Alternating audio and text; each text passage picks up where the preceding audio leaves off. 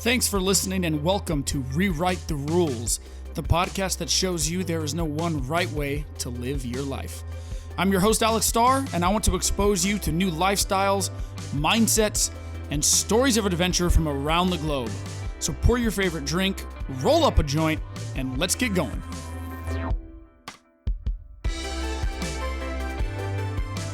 Hello, beautiful people, and happy spring. What a beautiful time of year. Today's podcast I am very excited about, just like the rest of them, but this one takes a little bit of a different turn, and I actually split it into two parts because it's such a deep, heavy topic with this professor that I cannot process it past 25 minutes. I did my best during the podcast, but I think it's better split into two. So today's is Donald Hoffman, who's a professor of cognitive science at the University of California, Irvine. And we go into the case against reality. He has a TED Talk that has amassed over 3 million views that is titled, Do We See Reality? And then he also has multiple articles in The Atlantic and other publications called The Case Against Reality, which basically is stating that we as humans do not see the full reality spectrum. In the same way we do not see the entire light spectrum, we are not seeing reality for what it truly is. We are seeing what makes it fit for us to reproduce. That is just the surface of what we go into. In these first 25 minutes, we're going to be talking about how we are maybe moving from an individual intelligence to a collective.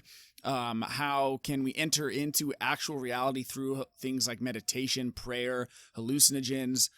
What does reality actually look like? Are we starting to create that through virtual reality techniques? Tons of interesting stuff. Very fascinating and kind of a real good way to start if you literally rewriting the rules to our perceptions.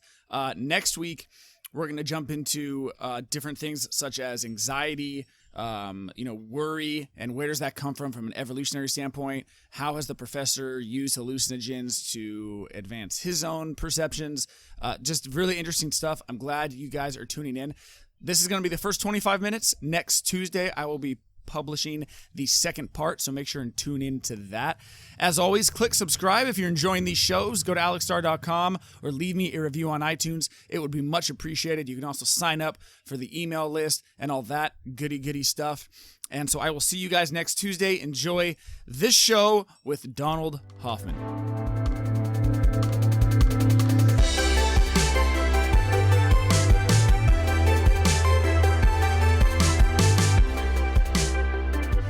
So you're a professor, Don Hoffman, of cognitive science at UC Irvine.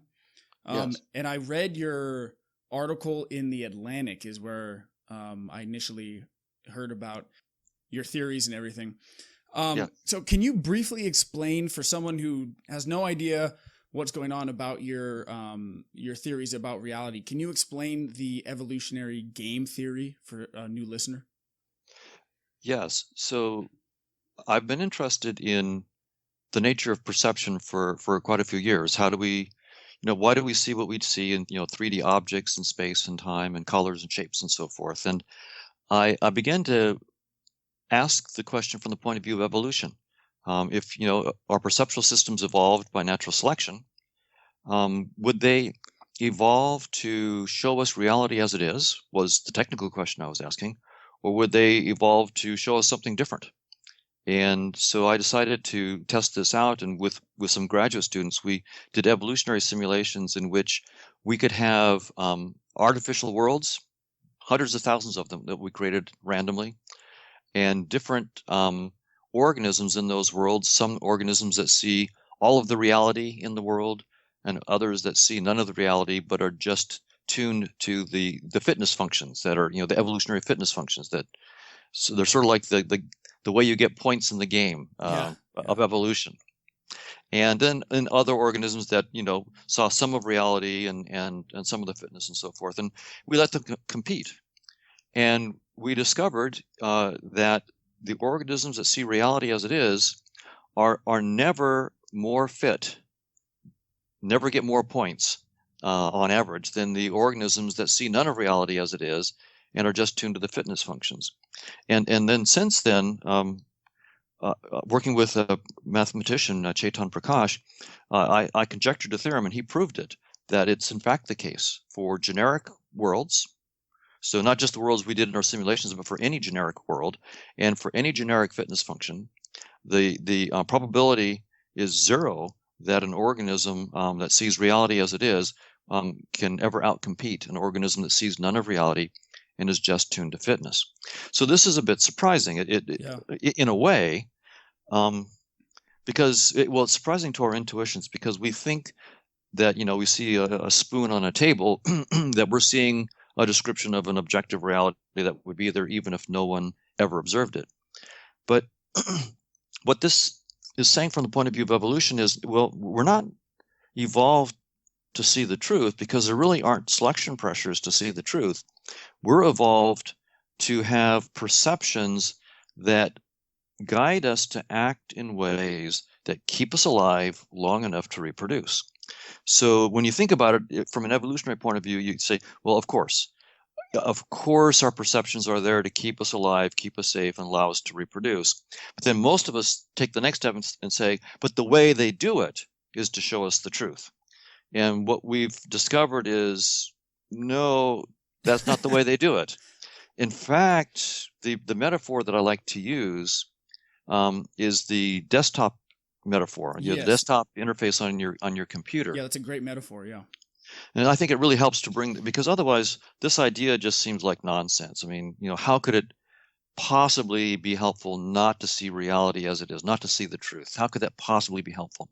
So if you think about the desktop, of your computer, and suppose you're writing an email, and the icon for the file you're writing is, blue and rectangular, and in the middle of your screen.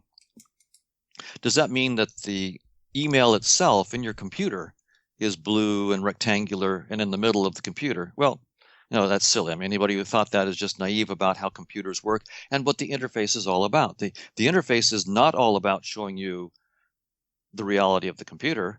In fact, to the contrary, it's there to hide that reality, right? If you had to see the voltages and magnetic fields and diodes and resistors, well, good luck trying to craft that email. You'll never get it done. So the point of the interface, in part, is to hide the reality so you don't have to deal with that complexity, because it's irrelevant to know it, to get your email written. It's to hide that complexity and give you eye candy, little symbols that you can use to get the job done. And that's what evolution has done for us. Space and time, 3D space as you perceive it, is your desktop. And physical objects like the spoon and the table are just icons in the desktop. And the whole desktop, the whole perception that we have of space and time and objects is not there to show us reality. It's in fact useful because it hides all of reality, and it just gives us information about what we need to do to stay alive. That's fascinating. It's a kind of a paradox in my head, because from a Darwinian point of view, it does make perfect sense. Why would we need to hear the lower decibels of whales, when that has no correlation to our fitness and our ability to reproduce? It makes perfect sense. On the other hand, in my mind, I say, I don't, it's very hard to wrap my concept around. If this isn't reality, then what is it? In your opinion, if you were to put on virtual reality goggles, which is kind of ironic, but if you were to put on VR goggles that were to show you, Don, reality as it actually is, what do you think it looks like? Well, it probably doesn't look like anything. I mean, probably the very notion of a space and a time and a visual of shapes and colors and so forth is probably just the wrong language to describe that reality. So I'll just mention, though, because you do point out that it's really hard for people to wrap their heads around this. Many physicists are coming to the same point of view. So there's a physicist, Nima Arkani-Hamed, was at Harvard. Now he's at the Institute for Advanced Study at Princeton. And you can look him up online. He's got lectures for popular audiences entitled "Space-Time is Doomed." And the idea is that physicists are recognizing that Einstein believed, that space and time, or their union in space-time, is part of the fundamental nature of reality. And in some sense, the job of physics is to describe things as they happen in space-time. That's the job of physics. But now physicists like Nima Arkani-Hamed are saying, whoops, uh, the newest results in theoretical physics and experiments are contradicting that. Space-time is doomed, and we don't know what to replace it with yet. So some theorists, like Seth Lloyd at MIT, is proposing that there's a realm of just abstract information processing, quantum information processing. It's not in space and time. These aren't little computers inside space and time. They're just abstract quantum logic gates and quantum bits. And space-time is somehow, he thinks, generated from them.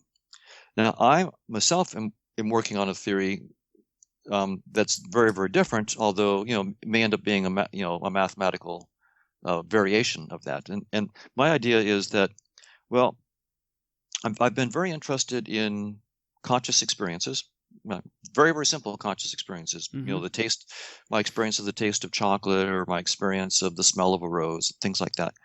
And I'm not saying that those experiences are reporting reality as it is, but they are a reality in the sense that they are my experiences. Right. Yeah. So so just like your desktop is a desktop, so it's not telling you the truth of the computer itself. Nevertheless, it is its own reality. I mean, it is the desktop reality. Right. It's just that we mistook that desktop. We don't want to mistake that desktop reality for the diodes and resistors that are behind it. And so that's the idea that I'm pursuing. There is this reality of my conscious experiences, and of course, I could even be wrong about that. I mean, as a scientist, I have to question everything. Yeah. I mean, it's possible that I'm even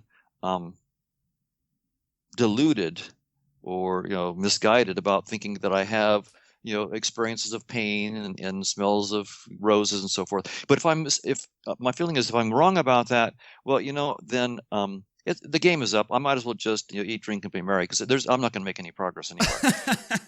So I'm going to start with the idea that there are conscious experiences, and can I get a mathematical model of conscious experiences on their own terms, and then turn that into a model of a reality of what I call conscious agents. So these are just agents that have their own conscious experiences, and can I use that in a mathematically precise way to get a theory of reality that I can then use to derive modern physics in space-time as a special case. So that's the direction I'm going. Now, we'll see. It's the reason I'm taking that direction is I've been very interested for a long time in the mind-body problem. How are your conscious experiences, like your headaches and your experience of colors and motion and shapes, how is that related to activity in your brain? Yeah. And the standard view in my field, and the view that I espoused until I ran into serious troubles with it, is that the brain somehow causes these conscious experiences. Brain activity causes them.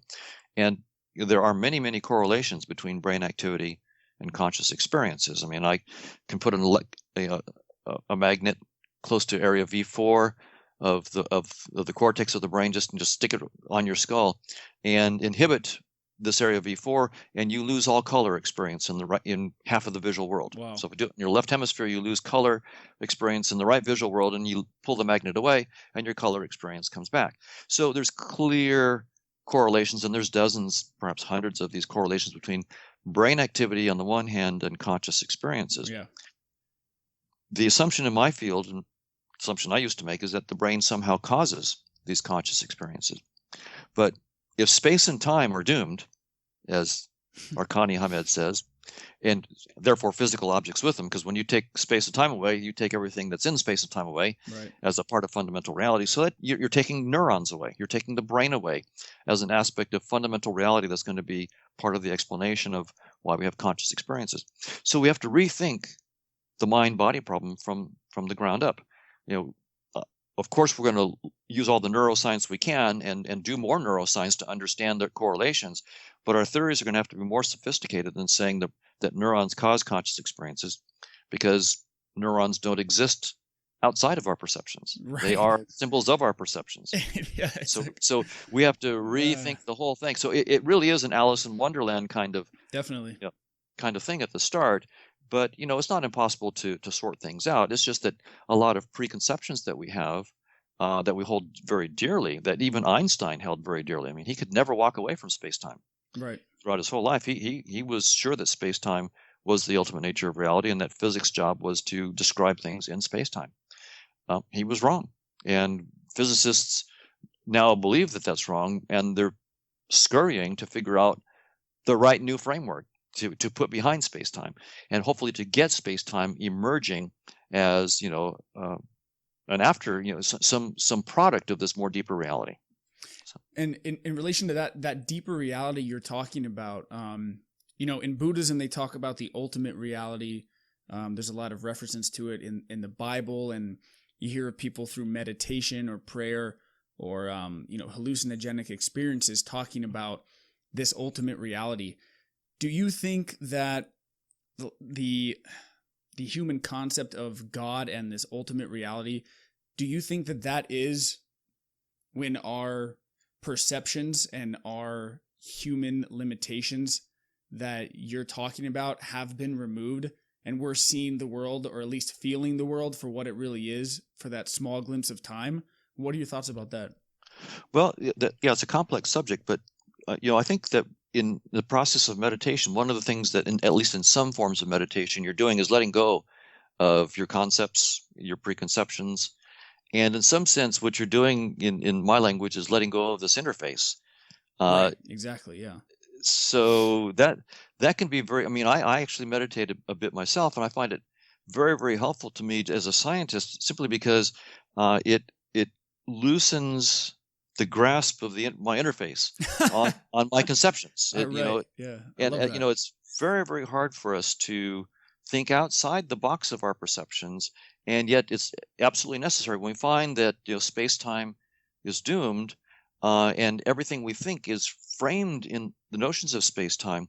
We do need some kind of help to think outside that box of perception that we've evolved with. It's kept, it's done a good job to keep us alive, but now it's doing a good job of hiding reality, whatever that might be, from us. And so it's very helpful in that respect. Um, my theory that I'm developing of consciousness, that I call the theory of conscious agents, and I've got a paper online where people, if they want to, can actually read the mathematical model. So the mathematical model is free. It's available online, and I can give you a link at some point if you want. Yeah. It's I won't know what it says, but I'll go look at it. yeah, yeah, yeah. There's some mathematics. There's some intuitions in it as well, but Great. the idea is that that this model of conscious agents. It turns out from the mathematics that conscious agents, when they combine, they form new conscious agents. And so you could imagine taking bigger and bigger combinations and getting closer and closer to something that you might want to call the biggest agent. Although I think mathematically, I haven't been able to show if there is a biggest agent or not. I will have to think about that. But if there were, then you might have something, that's sniffing in the neighborhood of what some people would call God. Although the word God itself isn't very helpful because it means so many different things and so Right. many different. So it's not a very, as a scientist, it's a very unhelpful term, except as a general pointer. But there's nothing rigorous about it. Exactly. More just that sense of, like you're saying, in the meditative state of like, what is going on here? I seem to be removing my interface and seeing something with more substance. So yeah, That's right. find That's that. right. And then you mentioned how our reality is completely within, at this point, our consciousness and our perception of the reality and the perception of the reality on our consciousness. So if we're able to alter our consciousness, and some people will say, well, you just need to look at things differently, or after this accident I see the world differently. Are they truly, are we all capable of literally and figuratively altering the reality and our interface, as you put it, in this world? Is that a from a scientific point of view, is that entirely possible or plausible at this point? It is. It's certainly possible to change our realities, and from an evolutionary point of view, you can then ask, are the changes functional or not? Yeah, Are they right. are they helpful? So someone who's on an acid trip but thinks he can fly and jumps out of a window, well, that he changed his reality all right, but it wasn't, his new interface was not adaptive. And that's sort of the point, is that there of course there are many ways to have an adaptive interface, adaptive set of perceptions. And it may be that with meditation, you can change up your interface in ways that are adaptive, and help you to see new aspects of reality that you were unaware of before. Um, I think that meditation and science can work hand in hand. I mean, for me, one of the things about science is that it it really helps us to not fool ourselves. I mean, it's very easy for us to BS ourselves, and in the working of science, you have theories and experiments and other scientists, and so there's this feedback that helps us to discover our own biases. Often it's not me discovering what's wrong with my theory, it's somebody else pointing out what's wrong with my theory. But Right. but nevertheless, it's the group of scientists working together that help us as a group, get past our wrong assumptions, our biases, our prejudices, and try to move forward without deluding ourselves. So, I mean, there's good reason on evolutionary grounds to believe that we're deeply self-deceived, that our beliefs about our own motives, about why we do what we do, have been shaped by natural selection to be, I mean, not just simply to ignore the truth, but to actively tell us falsehoods about ourselves, so that we can actually act in ways that are beneficial to us. We can lie effectively Right. and benefit from it. This Robert Trivers has some very interesting work on this. In terms of the evolution of cooperation and cheating. And if our species has benefited by cooperating. We during the Pleistocene, you and I go out and hunt, and at the end of the day we come back, and if you didn't quite get enough and I got more than enough, then I can share, or vice versa. Yeah. But if everybody cooperates, that's great. I mean, it's very, very adaptive for the species. But in that case, if one person decides to cheat and go out and pretend to have spent the day hunting and gathering, but instead sat by the river and fanned themselves and relaxed, and then come back and say, you know what, had a tough day, can I have some of yours? Well, that's actually a very, very fit strategy. You will survive and reproduce, and then you'll have other offspring that are also freeloaders, and pretty soon, as the percentage of freeloaders gets bigger and bigger, then that kind of cheating behavior becomes less and less fit, until you can think about it in the extreme. If everybody's cheating and no one's working, then everybody starves. So Exactly. clearly, a strategy that was fit when it's low frequency in the population becomes entirely dysfunctional, completely unfit when it's high frequency. And so then what you have is that if the population is going to survive, there's going to have to be mutations somewhere among the cooperators to detect the cheaters, to figure out who's lying. Is this IRS? Are you a spokesman for the Right. Yes. It's like that's exactly right. Exactly right. And there is a logic, right? I mean, there's a little bit of logic. If I did this for you today, then you need to do this for me tomorrow, right? So there's a little bit of logic that comes with this. So we evolve a little bit of logic, a little bit of mathematics in this, and then you get an arms race, because now the cheaters can become more sophisticated at lying, and then the cooperators need to become more sophisticated at detecting them. And Trivers invites us to consider what would be the ultimate end game in all this. Who's the best liar? Well, it's the one who doesn't even know that they're lying. They don't betray it with shifty eyes, blushing, body posture. They believe it. It's like George Costanza and Seinfeld. It's not a lie if you believe it. Yeah. The They've kind of bought into their own lie, which makes it almost not even a lie, I guess, in some weird that's way. exactly right. Yeah. And so as a result, we've been shaped by natural selection to be deeply deceived about our own motives and about. So most of what I believe about what I'm doing and why is utterly false, and it's not an accident. I've evolved on purpose to be deceived about that. So science is Uh, there to help us through to the understanding of nature, in spite of the fact that we're deeply self-deceived. so do you think that is that what Bob Marley meant by free yourself of mental slavery, to get over your own self-deceptions? I mean, this Yep. concept of getting past these limitations of natural selection. I mean, I think absolutely. It's it's hard for us to see our own limitations. We feel fairly free, right? And I see a world of space, time, and objects, and I feel pretty free, and I don't feel constrained, and I certainly don't seem deceived. But we can see it more easily with other organisms, right? Because they also have their own interfaces that are different from ours. Right. So sometimes we can see, you know, holes in their interface and limitations of their interface that they obviously apparently can't see. So one thing I like to mention is the jewel beetle. Um, Oh, is in that Western, the? I think I saw your. Is that from your TED talk? yeah, I've got that Yeah, in my TED. yeah. That's right. That's a great example. Yeah, so that beetle in Western Australia, I mean, it's dimpled, glossy, and brown, and the males fly and the females are flightless, and the males fly around looking for a female. And if he finds one, he alights and mates. But um, some guys have found that they like these stubbies, these beers that they have in Australia, and the bottles that are called stubbies are dimpled, glossy, and just the right shade of brown to grab the fancy of these beetles. And they so men will throw these stubbies out into the outback, and the male jewel beetles just flock all over them trying to mate. And the species almost went extinct because females weren't nearly as interesting as these bottles. So even while these male beetles were crawling full body contact on the bottles, they couldn't discover their error. And so, Australia actually had to change the color and dimples of the bottles to save a species. And so here's a case where you realize, okay, I mean, that beetle really, the male beetles weren't seeing the truth. They didn't really know what a female beetle is.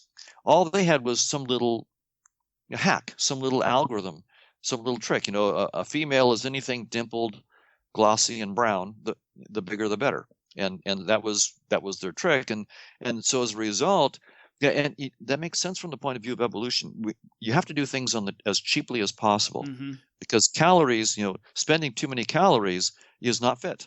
It's if a competitor can do the same thing as you with less calories, they're going to win.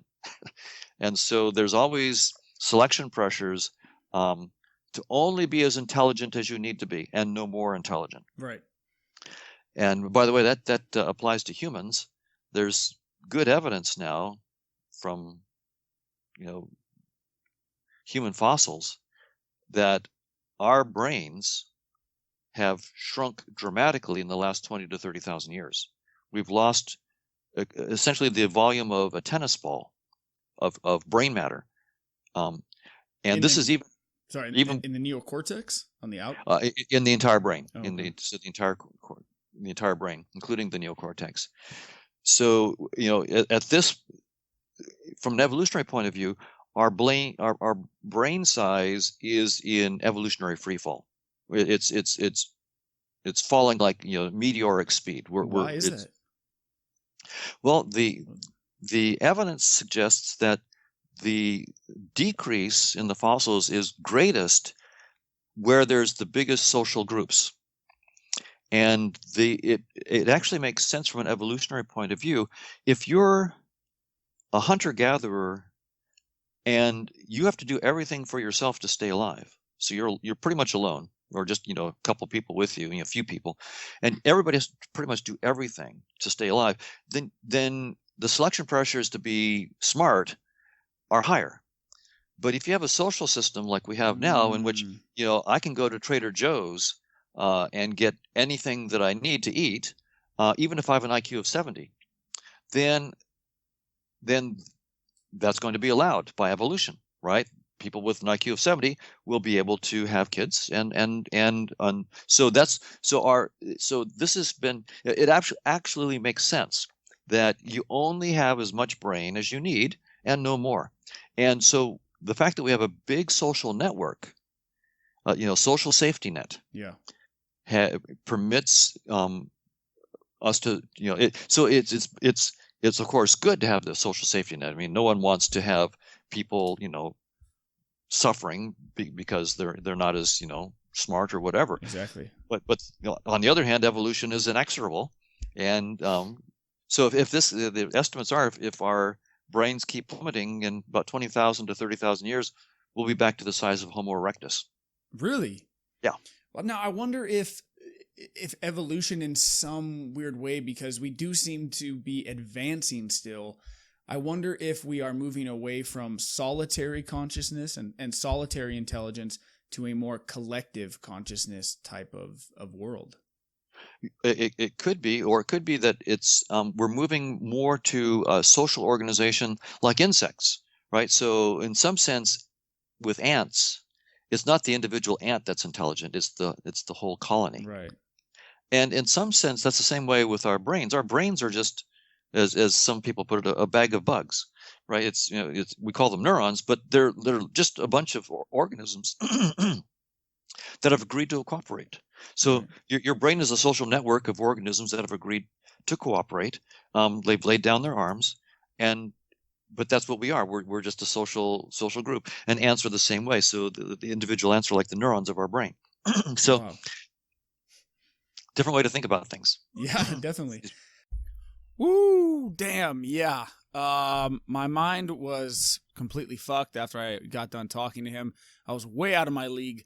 But I try and keep up. Make sure and tune in next week. I got the next 25 minutes of this conversation, and we delve even deeper, if you can believe it. And he talks about his own personal hallucinogenic experiences, about anxiety, and much deeper into this concept of reality as we know it. So thanks for tuning in, guys, and make sure next Tuesday, that is April 5th or something like that, the 4th, I will be posting the second half to this conversation. I hope you guys enjoyed it. Have a good rest of the week. Leave me a review on iTunes. Check out alexstar.com.